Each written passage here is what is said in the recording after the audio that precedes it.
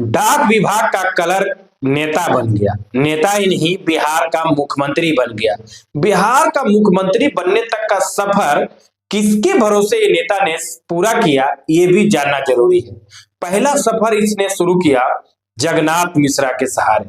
वही जगन्नाथ मिश्रा जो ब्राह्मण नेता के रूप में प्रसिद्ध थे, और ब्राह्मण नेता के सहारे या उनकी उंगली पकड़कर डाक विभाग के क्लर्क से नेता बने, विधायक बने, राज्य मंत्री बने। उसके बाद ये कारवा लालू प्रसाद यादव तक पहुंचा। उसके बाद कारवा बढ़ते बढ़ते 2005 में पहुंचा नीतीश कुमार के पास, और 2014 में नीतीश कुमार ने बिहार का मुख्यमंत्री जीतन राम मांझी को बना दिया।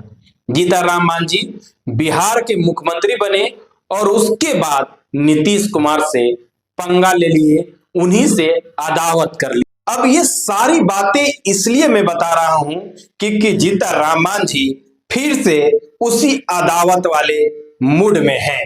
जीतन राम मांझी कह रहे हैं कि मुझे एक रोटी नहीं, 2 रोटी से पेट भरता है। मुझे एक मंत्रालय नहीं, एक मंत्री पद नहीं, 2 मंत्री पद से मेरे पार्टी का भूख मिट सकता है। इस तरह की बातें कर कर नीतीश कुमार को धमकी दे रहे हैं, और नीतीश कुमार अभी चुप्पी साधे हुए हैं। सोचिए कि जो जीतन राम मांझी मंत्री बनने के लिए नीतीश कुमार के आगे पीछे चलते थे, वो नीतीश कुमार विश्वास कर कर जीतन राम मांझी को मुख्यमंत्री बनाए। जीतन राम मांझी विश्वास तोड़े, और विश्वास तोड़कर अपनी पार्टी बनाए हम। उसमें 4 विधायक वर्तमान में है, और वो 4 विधायक 12 तारीख तक इस तरह का नीतीश कुमार को टॉर्चर कर रही है, इस तरह से एनडीए को टॉर्चर कर रही है कि मानो सरकार ही पलट देगी। ऐसा होना नामुमकिन है। मैं एक पत्रकार हूं, और पत्रकार एक पॉलिटिकल पंडित भी होता है, उसकी भी थोड़ी समझ होती है। जीतन राम मांझी जितना हाथ पैर राजनीतिक तौर पर चला ले, पर ये सफल नहीं हो पाएंगे। दर्शकों, मैं आपको बताता हूं कि जीतन राम मांझी को लग रहा है कि 12 फरवरी तक जो फ्लोर टेस्ट होने वाला है, बहुमत साबित होने वाला है, उस दिन तक मैं पूरी ताकत लगा दूं कि राजद मुझे बुला रही है सीएम बनाने के लिए। मेरा किस्मत फिर से उज्जवल होने वाला है, पर मैं किस्मत को दुत्कार रहा हूं सिर्फ साहब नीतीश कुमार के साथ रहने के लिए। पर बात ये सच नहीं है। राजद पहले भले बुला रही थी, पर राजद आज नहीं बुला रही है। कारण कि कांग्रेस के अंदर में एक बड़ी फूट सामने आ गई है। कांग्रेस के विधायक को हैदराबाद शिफ्ट किया गया है। किसी और पार्टी के विधायक को क्यों नहीं अन्य जगहों पर शिफ्ट किया गया? जीतन राम मांझी जिस सहारे ये कर रहे हैं कि मुझे अब दे दीजिए, मैं उधर चल जाऊंगा, पर ये नहीं हो सकता है। और लालू प्रसाद यादव भी ये चीज को समझ रहे हैं, तेजस्वी यादव भी समझ रहे हैं, कांग्रेस भी समझ रही है, वाम दल भी समझ रहे हैं, और जीतन राम मांझी समझकर नासमझ बने हैं, और इस नासमझी को सबको बता रहे हैं कि आप भी नासमझ बनिए, और जीतन राम मांझी को मुख्यमंत्री पद तो नहीं, डिप्टी सीएम तो नहीं, पर 2 मंत्रालय, 2 मंत्री पद दे दीजिए। दोस्तों, जीतन राम मांझी का जो कार्य क्षेत्र है, जननी क्षेत्र है, जन्म क्षेत्र है, मैं वहां 4 साल पत्रकारिता किया हूं। वहां जीतन राम मांझी एक मास लेवल के लीडर नहीं है। उनके बारे में कहा जाता है को परिवार का दल चलाते हैं, वो जनता का दल नहीं, नेताओं का दल नहीं चलाते हैं। हकीकत यही है। जीतन राम मांझी 2019 में 3 सीट राजद से लिए, पर हार गए, खुद लाखों वोटों से हार गए।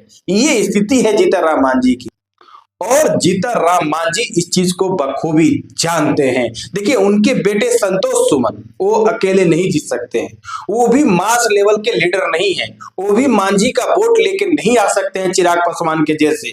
उनके पिता जीतन राम मांझी वो भी नहीं ला सकते हैं। उनके पार्टी में 2 ही एक नेता हैं कि कुछ वोट एनडीए को कन्वर्ट कर सकते हैं, वो बाराचट्टी की विधायक जीतन राम मांझी की समधन संतोष सुमन की सास ज्योति मांझी हैं, जो थोड़ा सा मास लेवल की लीडर है, थोड़ी सी मास लेवल की लीडर है, और अनिल कुमार। जो टिकारी के विधायक है गया में।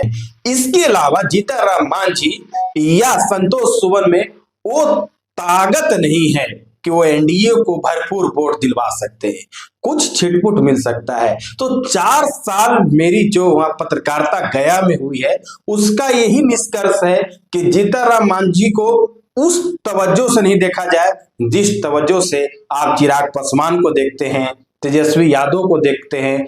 सहनी उनसे लाख गुना ज्यादा अच्छे हैं। अगर जीतनराम मांझी की जगह सहनी को ले लिया जाए तो सहनी काफी हद तक, मैंने देखा है गया में तो कुछ ऐसी बड़ी नदियां नहीं है, जो भी है बरसाती नदियां हैं, पर कुछ सहनी समाज के लोग, मलाह समाज के लोग में काफी करेज है उनका। और वो करेज कब देखा जाता है दोस्तों? करेज का मतलब होता है लोग जब अपने पैसे लगाकर रैली में पहुंचे, लोग जब अपने पैसे लगाकर, अपने एमबी खर्च कर कर, अपने जीबी खर्च कर कर नेता का भाषण सुने, उसको कहते हैं करेज होना।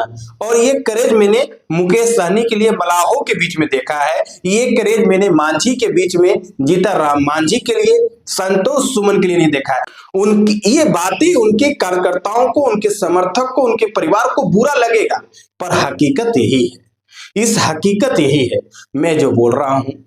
और इस हकीकत को भाजपा समझती है, इस हकीकत को नीतीश कुमार समझते हैं, और नीतीश कुमार समझते हैं और समझते थे।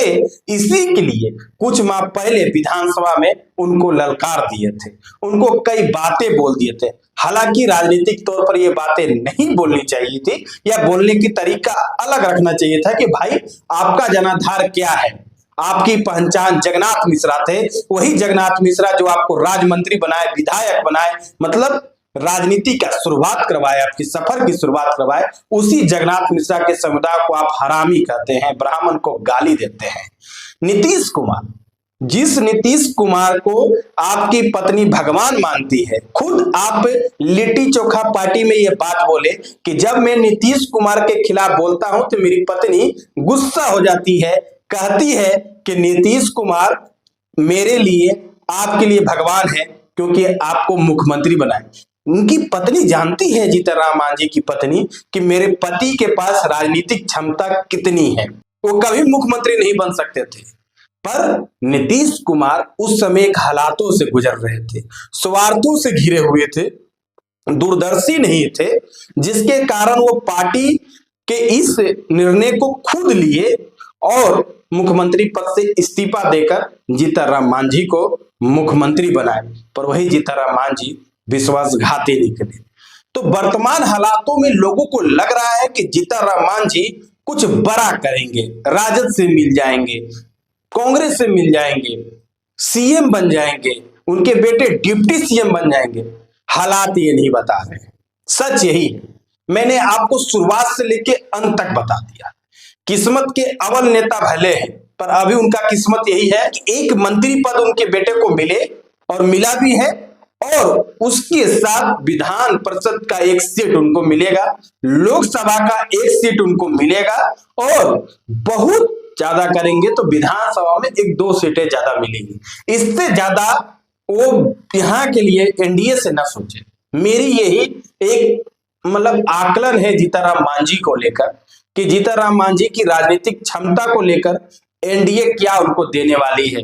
और लोग जिनको लग रहा है कि जीतनराम मांझी रामविलास पासवान की तरह भी चाबी लेके घूम रहे हैं, ये बिल्कुल नहीं, हो ही नहीं सकता है। जीतनराम मांझी के पास 10 विधायक भी होता तब भी नहीं होता, क्योंकि भाजपा और नीतीश ने पहले ही गेम कर लिया। कांग्रेस के विधायक टूट गए हैं, कई विधायक उस दिन आएंगे ही नहीं विधानसभा में। तो सोचिए क्या स्थिति हो। अभी के लिए इतना ही। इस तरह का विश्लेषण आपके लिए आगे भी लेकर आएंगे, और आपके सामने पूरी सच रखेंगे कि राजनीतिक नेता अपने स्वार्थ के लिए बड़ी बात तो कर रहे हैं, पर उसके पीछे उनकी क्या मंशा है, क्या उससे बिहार को फायदा होने वाला है, और क्या उनको मिलने वाला है। धन्यवाद, नमस्कार।